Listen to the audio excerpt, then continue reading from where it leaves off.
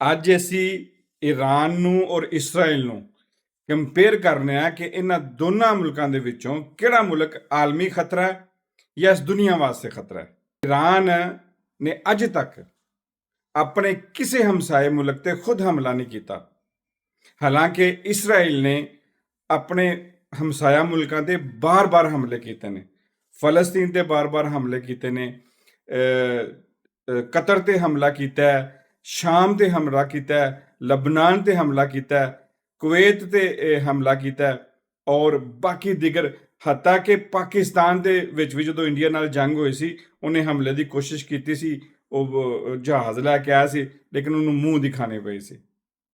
Iran ਨੇ ਆਪਣੀ ਜੋਹਰੀ ਤਨਸੀਬਾਤ ਨੂੰ ਜਿਹੜੀ ਉਹਦੇ ਅਦਮ ਫੈਲਾਓ ਵਾਸਤੇ ਸਾਈਨ ਕੀਤੇ ਨੇ ਆਲਮੀ ਇੰਟਰਨੈਸ਼ਨਲ ਉਹਦੇ ਵਿੱਚ ਜਾ ਕੇ ਉਸ ਇਦਾਰੇ ਦੇ ਵਿੱਚ ਦਸਖਤ ਕੀਤੇ ਨੇ, ਸਾਈਨ ਕੀਤੇ ਕਿ ਮੈਂ ਇਹਦਾ ਅਦਮ ਫੈਲਾਓ ਨਹੀਂ ਕਰਾਂਗਾ, ਮੈਂ ਇਹਦੀ ਗਰੰਟੀ ਦੇਣਾ।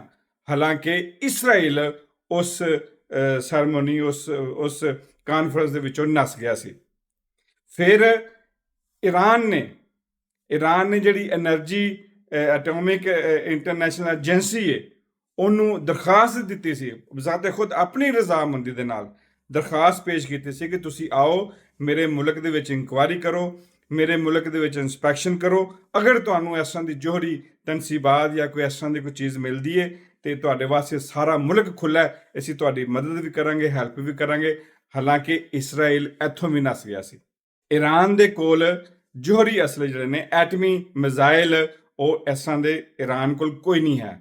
ਕਈ ਵਾਰ ਏਜੰਸੀਆਂ ਆਈਆਂ, ਕਈਆਂ ਮੁਲਕਾਂ ਨੇ ਇਨਕੁਆਇਰੀ ਕੀਤੀ ਲੇਕਿਨ ਕਿਸੇ ਨੂੰ ਕੁਝ ਨਹੀਂ ਲੱਭ ਪਾਇਆ।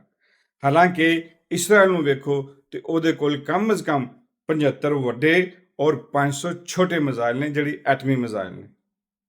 ਇਸਰਾਈਲ ਇੱਕ ਬੜੇ ਮੁਨਜ਼ਮ ਤਰੀਕੇ ਦੇ ਨਾਲ ਇੱਕ ਮੁਹਿੰਮ ਚਲਾ ਰਿਹਾ, ਇੱਕ ਮੁਹਿੰਮ ਚਲਾ ਕੇ ਪੂਰੀ ਦੁਨੀਆ ਨੂੰ ਈਰਾਨ ਨੂੰ ਬਦਨਾਮ ਕਰਨ ਦੀ ਕੋਸ਼ਿਸ਼ ਕਰ ਰਿਹਾ। ਹਾਲਾਂਕਿ ਈਰਾਨ ਕੋਲ ਇਸ ਤਰ੍ਹਾਂ ਦੀ ਕੋਈ ਚੀਜ਼ ਨਹੀਂ ਹੈ। ਈਰਾਨ ਹਮੇਸ਼ਾ ਜਿਹੜਾ ਉਹ ਸੁਲ੍ਹਾ ਦਾ ਤਲਬਗਾਰ ਰਿਹਾ, ਉਹਦਾ ਇਹ ਹੈ ਕਿ ਮਿਲ ਜੁਲ ਕੇ ਰਹਿਣਾ ਚਾਹੀਦਾ। ਹਾਲਾਂਕਿ ਇਸਰਾਈਲ ਨੇ ਔਰ ਅਮਰੀਕਾ ਨੇ ਮਿਲ ਕੇ ਇਹਨਾਂ ਦੇ ਕਈ ਪਾਬੰਦੀਆਂ ਲਗਾਈਆਂ, ਕਈ ਤਰਫੋਂ ਇਹਨਾਂ ਦੇ ਹੱਥ ਬੰਨੇ, ਇਹਨਾਂ ਦੇ ਪੈਰ ਬੰਨੇ ਤਾਂ ਕਿ ਕੁਝ ਕਰ ਨਾ ਸਕਣ, ਇਹਨਾਂ ਦੀ ਕਰੰਸੀ ਨੂੰ ਬੜਾ ਗਿਰਾਇਆ। ਸਾਰਾ ਕੁਝ ਕਰਕੇ ਆਖਰਕਾਰ ਜਦੋਂ ਪਾਣੀ ਨੱਕੋ ਨੱਕ ਹੋ ਗਿਆ ਔਰ ਫਿਰ ਇਹਨਾਂ ਨੇ ਹਮਲਾ ਵੀ ਕੀਤਾ, ਫਿਰ ਜਾ ਕੇ ਈਰਾਨ ਨੇ ਆਪਣਾ ਦਿਫਾ ਕਰਨ ਦੀ ਕੋਸ਼ਿਸ਼ ਕੀਤੀ। ਸਾਰੀ ਦੁਨੀਆ ਨੇ ਦੇਖ ਲਿਆ ਕਿ ਇਸਰਾਈਲ ਹਮੇਸ਼ਾ ਬਾਰ-ਬਾਰ ਆਪਣੇ ਹਮਸਾਏ ਮੁਲਕਾਂ ਤੇ, ਅਰਬ ਮੁਲਕਾਂ ਤੇ, ਮੁਸਲਮਾਨ ਮੁਲਕਾਂ ਤੇ ਬਾਰ-ਬਾਰ ਹਮਲੇ ਕਰਕੇ ਉਹਨਾਂ ਦਾ ਨੁਕਸਾਨ ਕਰ ਰਿਹਾ। ਈਰਾਨ ਨਹੀਂ, ਇਸਰਾਈਲ ਇਸ ਦੁਨੀਆ ਵਾਸਤੇ ਖਤਰਾ ਹੈ। ਇਸਰਾਈਲ ਦੀ ਜਿਹੜੀ ਕਿਆਦਤ ਹੈ, ਹੁਣ ਮੌਜੂਦਾ ਕਿਆਦਤ ਹੈ, ਉਹ ਪੂਰੀ ਦੁਨੀਆ ਵਾਸਤੇ ਖਤਰਾ ਹੈ ਔਰ ਇਹ ਕਿਆਦਤ ਜਿਹੜਾ ਨੇਤਨਯਾਹੂ ਇਸ ਜੰਗ ਨੂੰ ਨਹੀਂ ਰੁਕਵਾਉਣਾ ਚਾਹੁੰਦਾ। ਇਸਰਾਈਲੀ ਆਵਾਮ ਜਿਹੜੀ ਹੈ ਉਹ ਆਪਣੀ ਕਿਆਦਤ ਕੋਲੋਂ ਬੜੀ ਪਰੇਸ਼ਾਨ ਔਰ ਤੰਗ ਹੈ।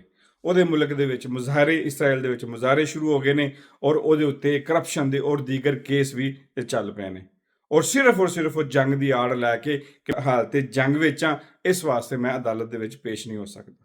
ਉਹਨੂੰ ਸਿਰਫ ਇਹ ਡਾਰੇ, ਇਸ ਵਾਸਤੇ ਉਸ ਜੰਗ ਨੂੰ ਲੰਬਾ ਖਿੱਚ ਰਿਹਾ। ਔਰ ਮੈਂ ਅਰਬ ਮੁਮਾਲਕਾਂ ਨੂੰ ਇਹ ਕਹਿਣਾ ਚਾਹੁੰਦਾ ਕਿ ਅਗਰ ਕੱਲ ਨੂੰ ਤੁਹਾਡੀ ਇਸਰਾਈਲ ਦੇ ਨਾਲ ਲੜਾਈ ਹੋ ਜਾਂਦੀ, ਜਿਹੜੀ ਕਿ ਹੋਣੀ ਹੈ, ਇਸਰਾਈਲ ਨੇ ਬਾਜ਼ ਨਹੀਂ ਆਣਾ। ਤੁਸੀਂ ਦੇਖਿਆ ਕਿ ਇਸਰਾਈਲ ਨੇ ਬਾਰ-ਬਾਰ ਹਮਲੇ ਕੀਤੇ ਨੇ, ਤੇ ਫਿਰ ਅਮਰੀਕਾ ਤੁਹਾਨੂੰ ਬਚਾਉਣ ਨਹੀਂ ਆਏਗਾ, ਕਿਉਂਕਿ ਸਾਰੇ ਅਰਬ ਦੇ ਕੋਲ ਅਮਰੀਕਾ ਦੇ ਜਹਾਜ਼ ਔਰ ਅਮਰੀਕਾ ਦੇ ਮਿਜ਼ਾਈਲ ਨੇ। ਅਮਰੀਕਾ ਕਦੀ ਵੀ ਨਹੀਂ ਚਾਹੇਗਾ ਕਿ ਉਹ ਆਪਣੇ ਮਿਜ਼ਾਈਲਾਂ ਨੂੰ ਗਿਰਾਏ, ਆਪਣੇ ਮਿਜ਼ਾਈਲਾਂ ਨੂੰ ਤਬਾਹ ਕਰੇ ਔਰ ਆਪਣੇ ਜਹਾਜ਼ਾਂ ਨੂੰ ਗਿਰਾਏ, ਕਦੀ ਵੀ ਨਹੀਂ ਚਾਹੇਗਾ, ਕਿਉਂਕਿ ਉਹਦੀ ਮੰਡੀ ਖਰਾਬ ਹੋਏਗੀ।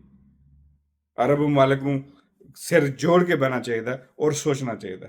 ਮੈਂ ਜੰਗਾਂ ਦੇ ਹੱਕ ਦੇ ਵਿੱਚ ਨਹੀਂ ਹੈ, ਜੰਗਾਂ ਨਹੀਂ ਹੋਣੀਆਂ ਚਾਹੀਦੀਆਂ। ਸਾਨੂੰ ਅਮਨ ਦੇ ਨਾਲ, ਸਾਨੂੰ ਸਾਰਿਆਂ ਨਾਲ ਪਹਿਲੇ ਕੋਸ਼ਿਸ਼ ਕਰਨੀ ਚਾਹੀਦੀ ਹੈ ਕਿ ਅਸੀਂ ਕਿਸੇ ਨਾ ਕਿਸੇ ਤਰੀਕੇ ਨਾਲ ਇਸ ਖਿੱਤੇ ਦੇ ਵਿੱਚ ਅਮਨ ਲੈ ਕੇ ਆਈਏ। ਉਹਦੇ ਵਾਸਤੇ ਇਹ ਸਾਰਾ ਖਿੱਤਾ ਜਿਹੜਾ ਮੁਸਲਿਮ ਮੁਮਾਲਕ, ਕਿਉਂਕਿ ਇਸ ਖਿੱਤੇ 'ਚ ਹੈ ਨਹੀਂ ਮੁਸਲਿਮ ਮੁਮਾਲਕ ਜ਼ਿਆਦਾ, ਇਹਨਾਂ ਸਾਰਿਆਂ ਮੁਸਲਿਮ ਮੁਮਾਲਕਾਂ ਨੂੰ ਬਹਿ ਕੇ ਇਸਰਾਈਲ ਨੂੰ ਨੱਥ ਪਾਉਣੀ ਚਾਹੀਦੀ। ਉਹ ਕਲਮ ਦੇ ਜ਼ਰੀਏ ਹੋ ਸਕਦੀ ਹੈ, ਉਹ ਟੇਬਲ ਦੇ ਜ਼ਰੀਏ ਹੋ ਸਕਦੀ ਹੈ, ਜਾਂ ਕਿਸੇ ਹੋਰ ਤਰੀਕੇ ਦੇ ਨਾਲ। ਇਹਦੇ ਨਾਲ ਹੀ ਆਪਣਾ ਤੇ ਆਪਣੇ ਕਮਜ਼ੋਰ ਤਬਕੇ ਦਾ ਖਿਆਲ ਰੱਖਣਾ, ਦੁਆਵਾਂ 'ਚ ਯਾਦ ਰੱਖਣਾ। ਅੱਲਾ ਸੁਣਨ ਦੇ ਹਵਾਲੇ।